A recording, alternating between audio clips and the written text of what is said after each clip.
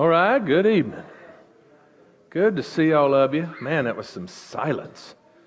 A couple of things out of the gate here. One, this isn't working tonight. Now, you'll see in the wings, you guys are going to be fortunate enough to see something out. And I can see things here, but we don't have it. We think some decoder on top of that is fried or done, so we gotta get to the bottom of that. All right. Maybe all the work I did on the PowerPoint for Sunday was just a wash. We'll see. All right, we can sit over in the wings. That was, we might have everybody in the wings on Sunday. That'd be a little awkward and weird, but whatever. Some of you may or may not know this, but Jeremy and Katie are still alive. They left out Sunday.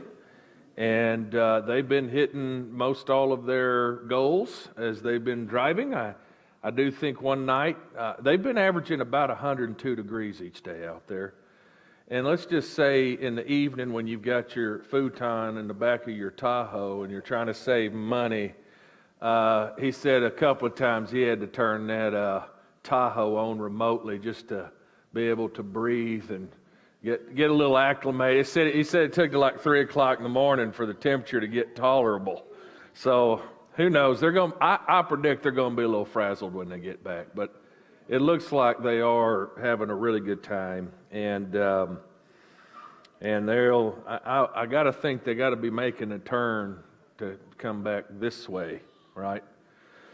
So we continue to remember them on that epic journey. I've got a few announcements here. Eliana Espinoza has been suffering from a cough for the past several days, and so she did go to the doctor and is being treated with antibiotics. Went earlier today, and they're going to try to get her some relief.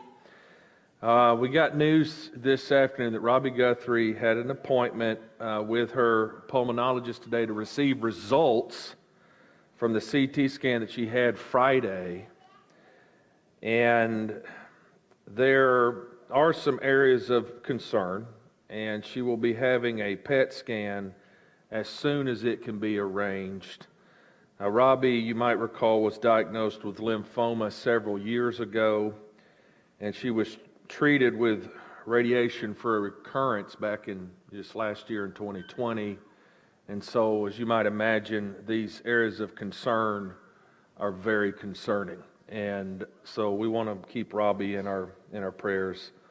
I had a chance today to visit with James and Thelma McLeod. James is scheduled for heart stent surgery this coming Tuesday, August 3rd at North Alabama Medical Center down in Florence. 2 stents are planned, and then he may be looking at a valve replacement in the near future. We also want to mention Terry Rose. Terry Rose has tested positive for COVID-19. She is struggling. Prior to that, she battled with asthma. I guess some of the concerning things about her case is, one, she has been very careful, maybe more careful than many of us have been in recent months as things have kind of opened back up. And number 2, she was fully vaccinated. And so she is struggling right now and really would appreciate our prayers. Then I want to mention this as just a reminder, and this is an important reminder, but this coming Sunday, August the 1st, is our annual ice cream supper. Only fools don't come to this, in my opinion. We will be meeting at 6 p.m. at Rotary Park. You are asked to bring a freezer of your favorite ice cream. I love, most people really do love the homemade stuff. But you're like, I ain't got time. I'll just have to grab something. That's perfectly okay. There's Bluebell right down here at Walgreens. It's fantastic. You can bring sandwiches, chips, desserts, whatever to this. Everyone is welcome. Everybody's welcome. If you want to come to that, we're going to be at Rotary, and we're going to be eating ice cream and other things, 6 o'clock this Sunday evening. All right. With that, I'm going to turn it over to myself. Okay? Okay. All right. Let's stand up. Let's do a little little ditty here.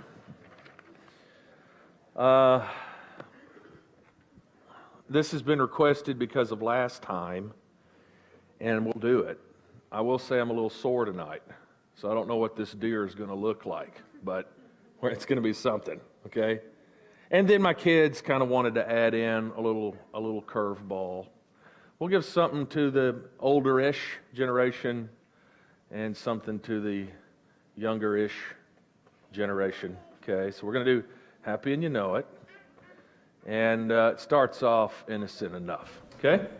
If you're happy and you know it, clap your hands. If you're happy and you know it, clap your hands. If you're happy and you know it, then your face will surely show it. If you're happy and you know it, clap your hands. If you're happy and you know it, do the Fonz. Hey. If you're happy and you know it, do the Fonz. Hey. If you're happy and you know it, then your face will surely show it. If you're happy and you know it, do the Fonz. Hey. If you're happy and you know it, do the deer. Am I the only one? Find a way, people. If you're happy and you know it, do the deer. It's good.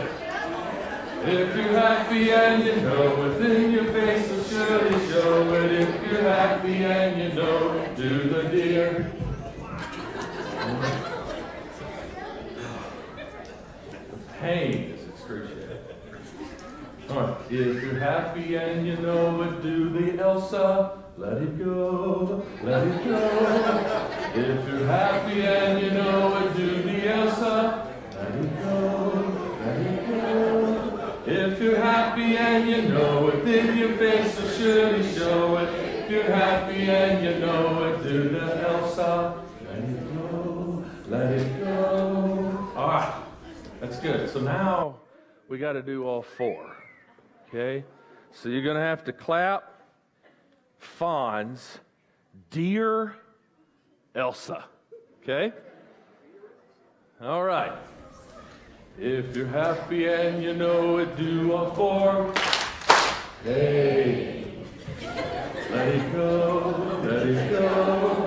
If you're happy and you know it, do a four. Hey. Let it go, let it go. If you're happy and you know it, then your face will surely show it. If you're happy and you know it, do all four. Hey. Let it go, let it go. All right, you can sit down. That's tough. And it's, did you say tiring? Okay, you're welcome, parents. All right. Who didn't like it? You didn't like it? All right, then we're going to have a powwow and figure out what you would like, okay? All right. A common love for each other, a common gift to the Savior, a common bond holding us to the Lord.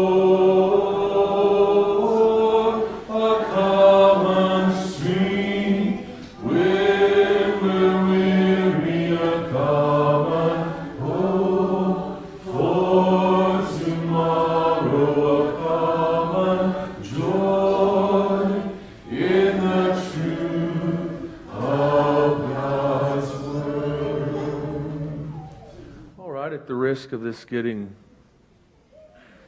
interesting, maybe funny, and this is for our kids. I mean, adults, if you're like silence, you can chime in if you want to. Anybody have something particularly great happen to them this week? Anybody? You know, where you're like, that was really cool. What about it, Hattie? Did you have something really cool that happened this week? What did you do? Went to the zoo. Is that right?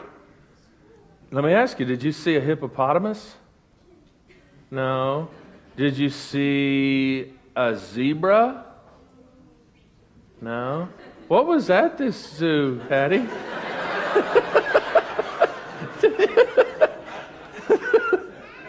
You saw a giraffe? Perfect. Aren't they huge? Have y'all ever been up on a giraffe? How much does a giraffe's head weigh? Anybody know? Huh? 1,000 pounds? A giraffe's head? 1,000 pounds? We're going to look that up, Lisa. Yeah, I was thinking 100, but let's put another 0 on it. Huh. Did you have something good happen to you this week? This week you found out how big a moose really is. That was 2 weeks ago. They are bigger than a car. Bigger than a car, she says. That's awesome. By the way, Jeremy and his lovely bride saw a buffalo for the first time. Yes. The beach? Was that what you were going to say, Knox? Okay. Yeah, I went to the beach. So that was spectacular. What was it? Just with your family unit, or did you take Nettie and all of them? Huh? Just the fam. Okay. All right. So we're going to do our Grouchy Rooster song, Booster song, and to get some help, we've got Joe Wells. Joe said he's been practicing this a little bit, so he's coming up. I'm excited. Hey, I'll hold you, Joe. Okay. Come here, buddy. His shirt says, "Play like a champion." So you're going to do a Grouchy Rooster like a champion, aren't you, Joe? Yes, he is. All right. This is fantastic. Thank you, Joe. Okay. Booster, booster, be a booster. Don't be grouchy like a rooster.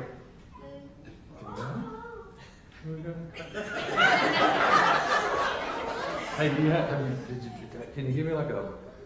some wings? You know?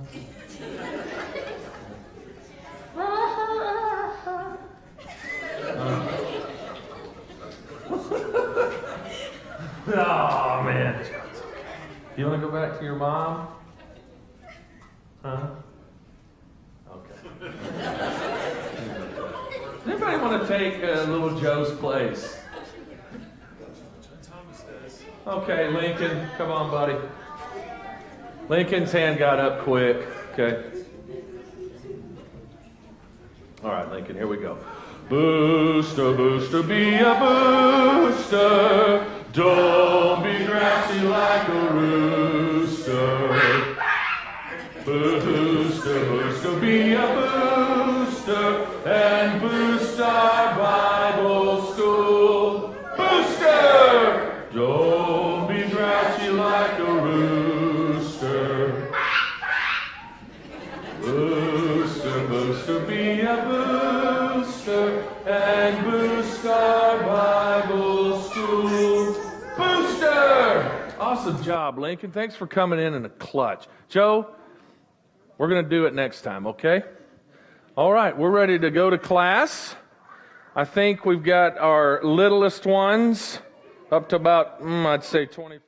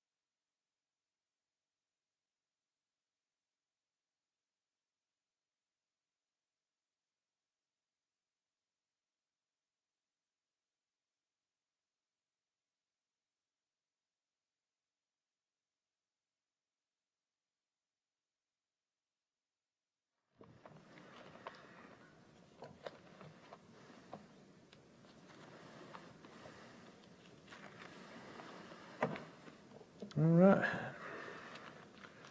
Also, one other thing I wanted to mention, just got a reminder on my phone that we want to add also Danny Kennedy to your prayers.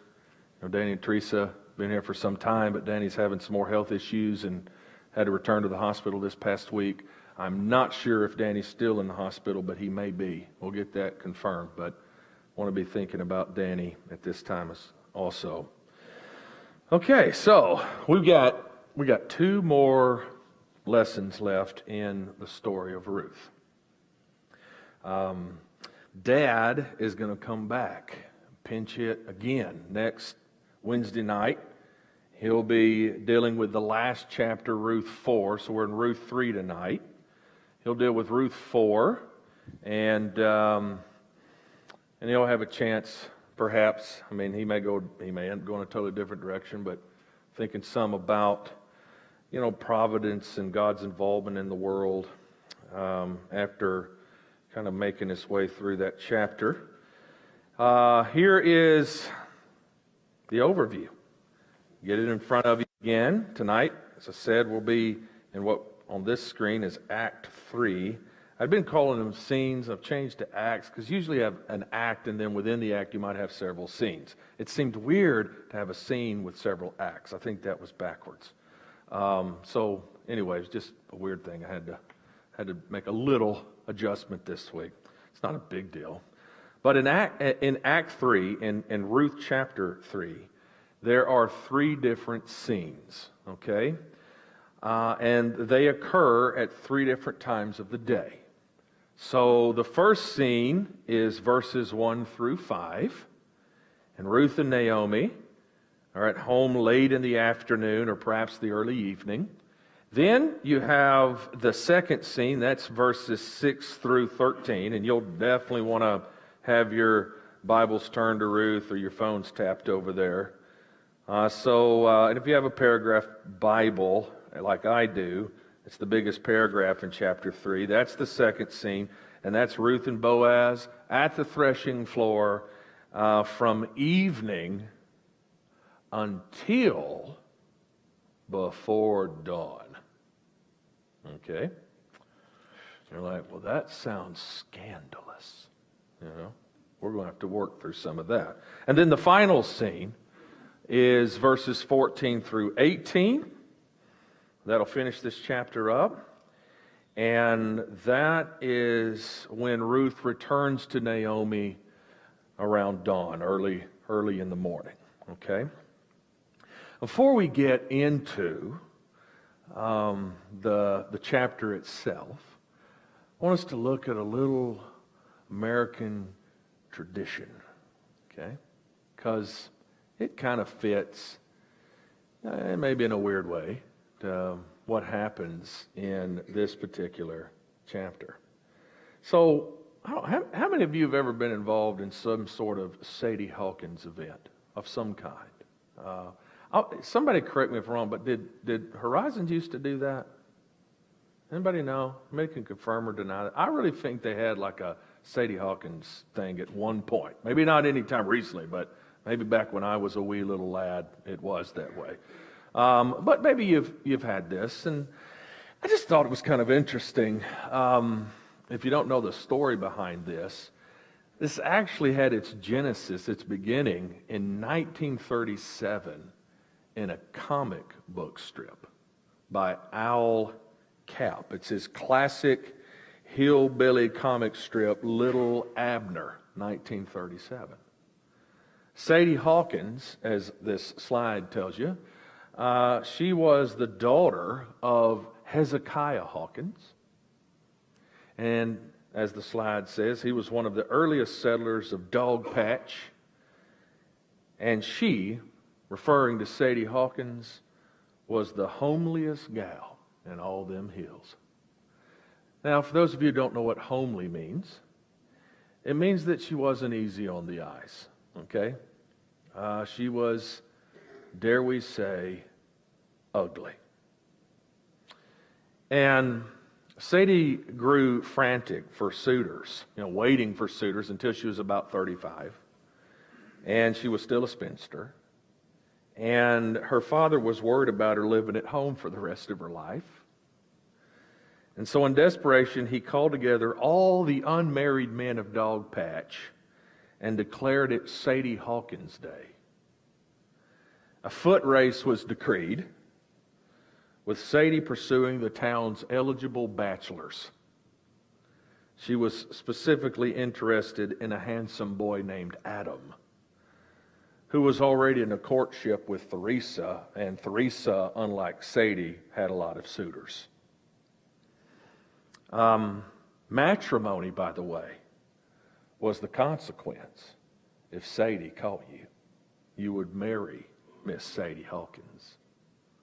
Let's just say the bachelors in that town ran like crazy, as fast as they could. And as this sort of event in this comic book strip went on, they would add elements to it. So then they had this like Sadie Hawkins dance the night before the race, and all the girls would wear hobnailed shoes. And the plan was to step on their partner's feet. Why? So he'd be a little gimpy, wouldn't be able to run as fast, and they'd have a better shot at catching him, because this thing began to kind of grow in size. This storyline, this comic strip, it actually was playing up on a cultural shift at that time. And honestly, I think it'd be interesting to gauge this, but don't we still think it's kind of weird for a woman to propose in marriage, right? For the woman to ask the man to... That is still something that I think doesn't sit well with us. We just have this thing. I mean, most of the proposals I've seen on Facebook in the last, let's say, 2 decades, it's been the man down on one knee, But the Sadie Hawkins effect is like the flip of that. It's the flipping the script a little bit. And that just is just a fun way to kind of introduce Ruth chapter 3, because in this chapter, as we'll see, Ruth is actually going to take the initiative to ask for Boaz to marry her. Okay? So with that, let's kind of make our way through the text. So Ruth 3:1 through 5, this is Naomi pushing Ruth to act. So chapter 2, and there's a summary verse right at the end of chapter 2. And what we know is, leading up to the start of Ruth chapter 3, 7 weeks have passed since Naomi and Boaz first met at the start of the barley harvest. And now we are at the end of the barley harvest. In fact, this big part in chapter 3 is the threshing floor. It's like they brought it all in. It's time to thresh it, and this is it. It was a big night, okay? Kind of a party. It's the end of the harvest, okay? A lot of celebration, a lot of happiness and joy. It was hard, grueling work through those summer months. And Naomi, it's like, okay, so Boaz has yet to make a move on Ruth. And so Naomi's thinking, well, we're going to have to help this along a little bit.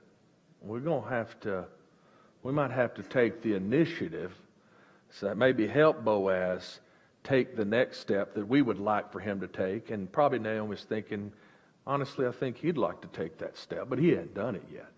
He's been providing for her. He was providing for her. He'd been giving her protection. There was the sustenance and there was the safety.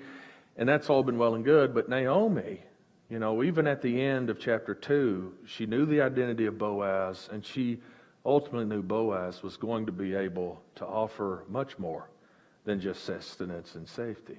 Okay? So she tells Ruth, in fact, that she desires rest for her, which I think means the peace and security that only a husband could provide. I mean, if Naomi were to die unexpectedly, that would have put Ruth in a very precarious position at that time, as it would even now to some extent. And so one of the things I like to highlight is, up to this point, we've really focused on Ruth's dedication to Naomi. But here in Ruth chapter 3, we realize that that's reciprocal, that Naomi actually cares a whole lot about Ruth. And so she gives her some very explicit instructions. The first three are easy enough, right? The first three instructions she gives Ruth is this. 1, bathe. Okay? 2, spray on some perfume, so to speak. Okay?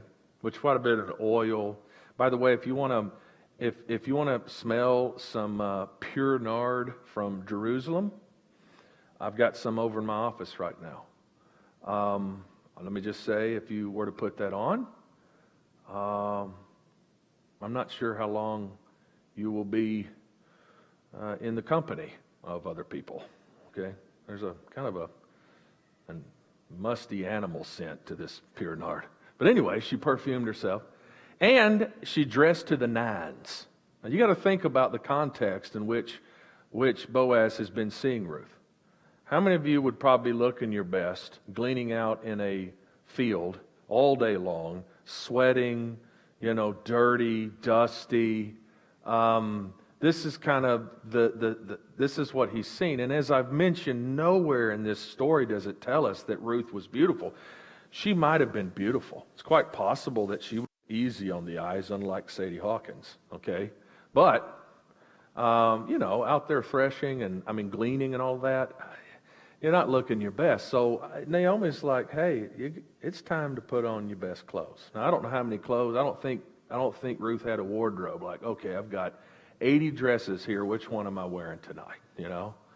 But she's going to try to look presentable. All right, more than presentable. And then you get this, having dolled up.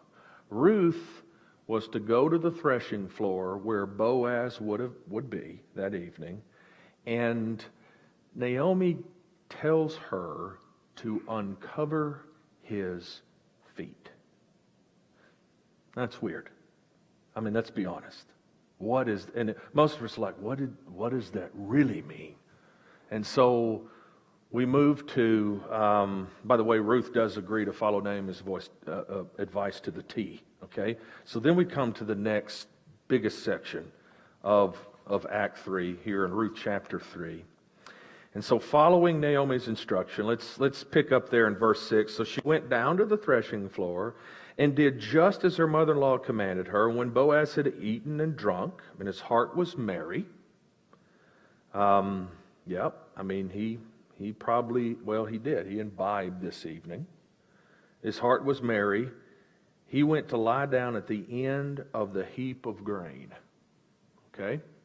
He's ready to go to sleep, and he's right there in the middle of the thresh. He's in the threshing floor up against his bounty, right? He lays down, he falls asleep, and then she came softly and uncovered his feet, and then she lay down at his feet. Okay? How many of you are like, that is just weird? Why? Huh? Now, there are several commentators, guys that have written about the book of Ruth, who, would say, this is really racy. In fact, this is scandalous. Just so we know, I think we're all grown-ups in here as I look around. Feet often served as a euphemism for one's private parts in Scripture. Not always, but you can find several examples where that's the case. And so some people have wondered, did she uncover more than just his feet? Okay, so there's that. Then others say, okay, leaving aside the feet, the idea of uncovering implies sexual activity. In other words, that in this maneuver, Ruth was petitioning him, basically inviting him in that instance to engage with her in, consummating what would become a marriage. Okay? We have another thing that she's going to say to Boaz, and she says, put your wings over me, or put your cloak or your garment over me. Some have said that in that request, she was actually inviting Boaz for that kind of activity. Here's the thing. Whatever conclusion you come to about what Ruth was saying or not saying, or what Ruth was asking for or not asking for, we can say that that didn't happen. Okay? And a big part of that is going to underscore the character of Boaz. Okay?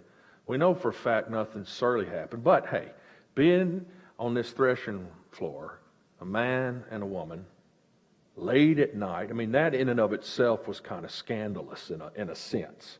It's just some commentators say, oh, there was a lot more going on. It was a lot racier than that. I'm not necessarily convinced. I mean, here's one of the things you could argue. She uncovered his feet because as the night wore on and the cool air gets to the feet, what might that do? Might wake him up. And this is precisely what's going to happen. He's going to wake up, and he's going to look down right there at his feet, and there's going to be what? The text says, behold. Like, look, what in the world? It's a woman, And he's startled, and he immediately wants to know her identity. Who are you? Who are you? And then this is when she answers, I am Ruth, your servant. This is what the ESV has. Spread your wings over your servant, for you are a redeemer. Okay? Most will tell you that spread your wings or your garment, some have garment or wings, it's the same word that's actually used in chapter 2, that was in effect a marriage proposal. It would be, it would be comparable to us getting down on one knee. Okay, to propose. That she was in fact proposing to Boaz, inviting him to become the kinsman redeemer. Okay, irrespective of what others have read in that.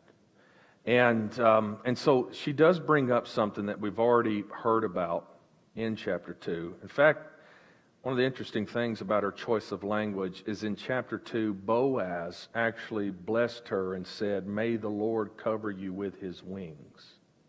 And this chapter, she is basically asking Boaz to be the answer to his own prayer. You be what? You protect me. You cover me with your wings. In effect, you are providing me with what you hope that I would have. Okay? And with the kinsman redeemer, we do have to think about this concept just a little bit.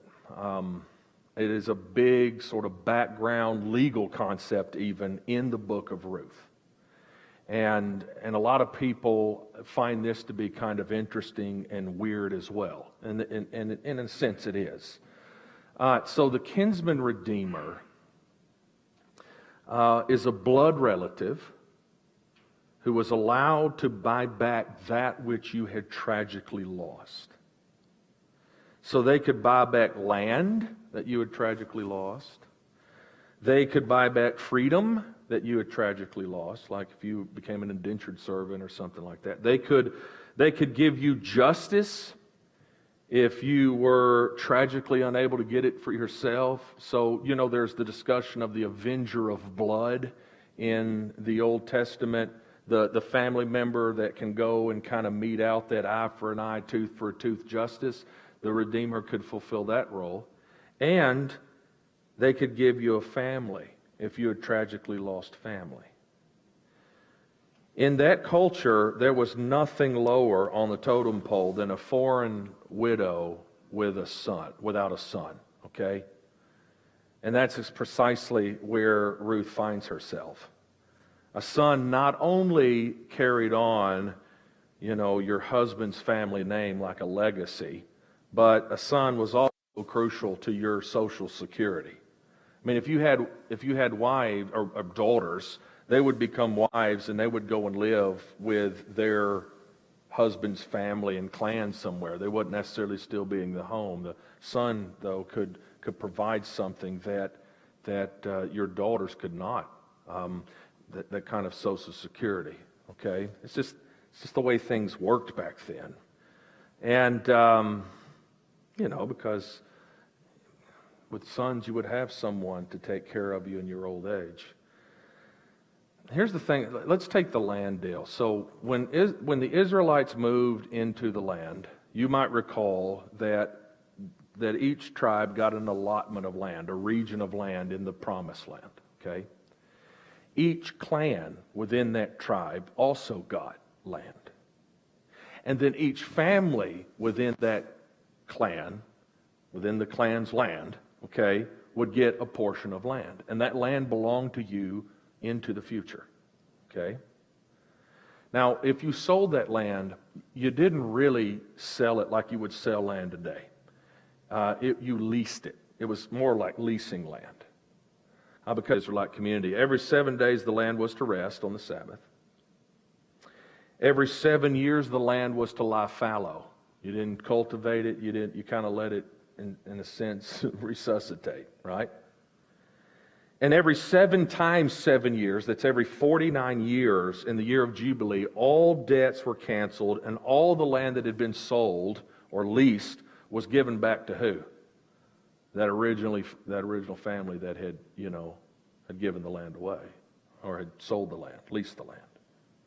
So if you gave it away, you knew that eventually you'd get it back, but that might be long after you're gone, you see. But if you had a kinsman redeemer, the kinsman redeemer was in a position to get that land back for you ahead of time, so to speak. You guys see what I'm saying? And so kinsman redeemer could be a pretty big deal. And usually you didn't sell or lease your land unless you were in some financial trouble where you needed the income. Okay, you lose it because you've got no other choice but to lose it, or you're losing your life. You're going to starve. I mean, desperation would call for some drastic measures, and that was a drastic measure.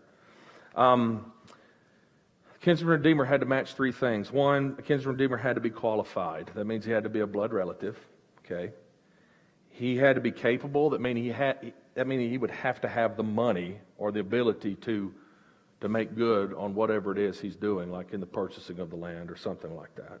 And a kinsman redeemer would have to be willing to do it. I mean, you didn't have to be a kinsman redeemer. And in other words, Boaz could have done what?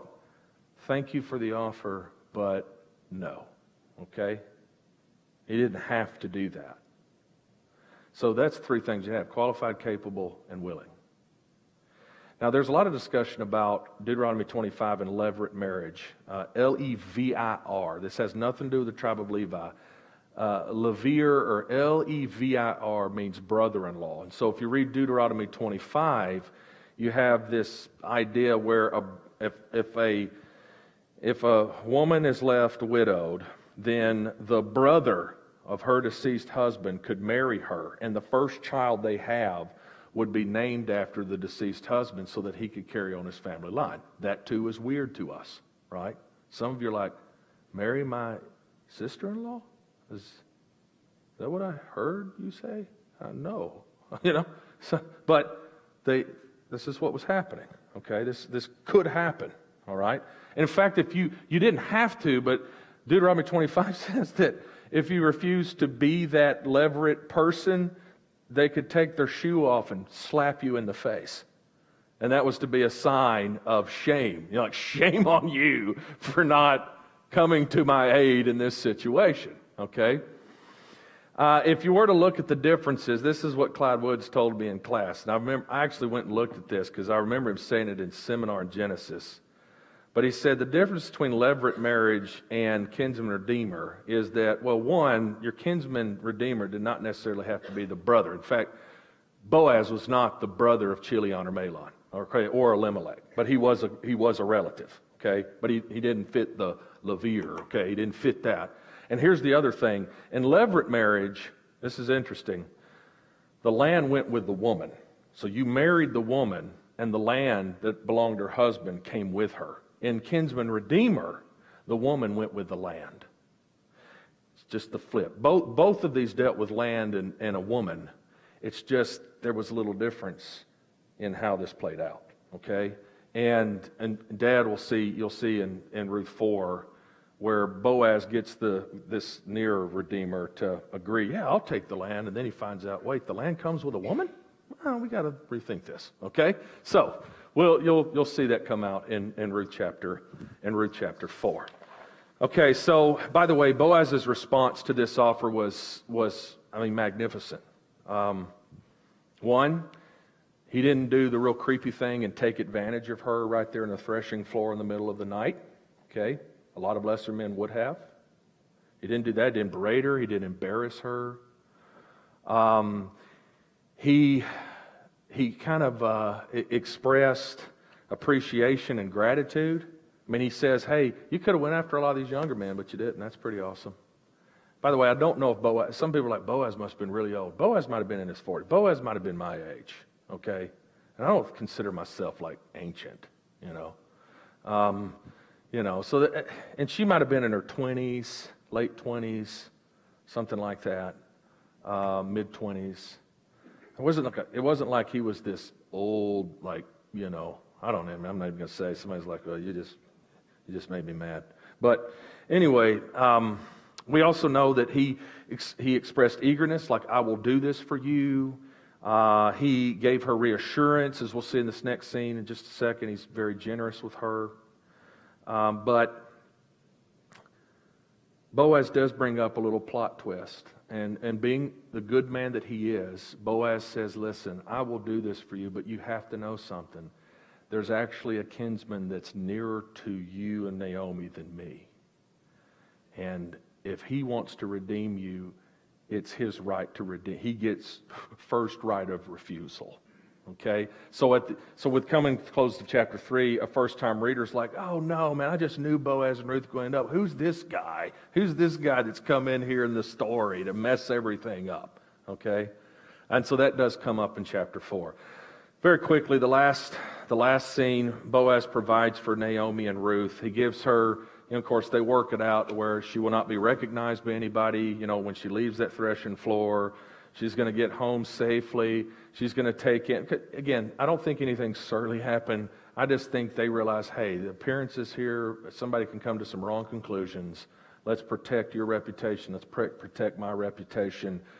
I'll get this done. And he gives them 6 measures of barley. He's still providing for them.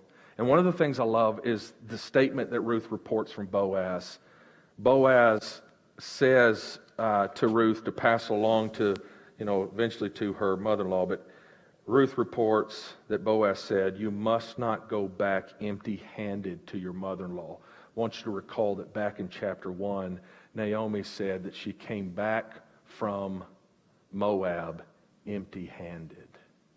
And here at the end of chapter 3, Boaz is what? Boaz is basically saying, we're going to make sure you're not empty-handed anymore. It's a neat little thing here in the literature that's going on at that level. And, of course, Naomi knows that he's going to get things done quickly. He will, she said, he will take care of this matter one way or another. So as we're wrapping up here in the way of some takeaways, we could talk about the risks that Ruth took.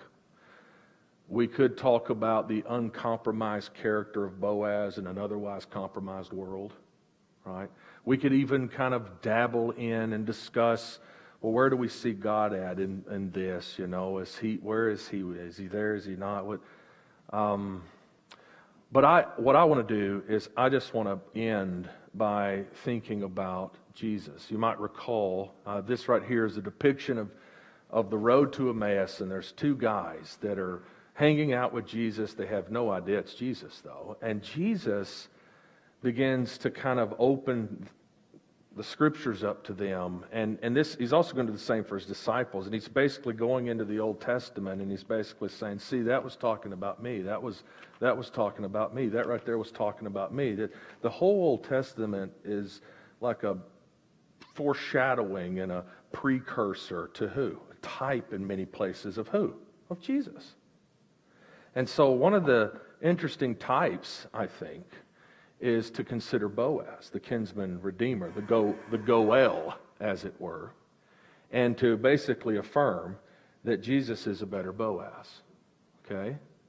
First off, Jesus became our kinsman by choice. All right? We were, yes, Ruth's situation was dire. It was not good from a temporal, earthly perspective. But from a spiritual perspective, our circumstance was much more dire.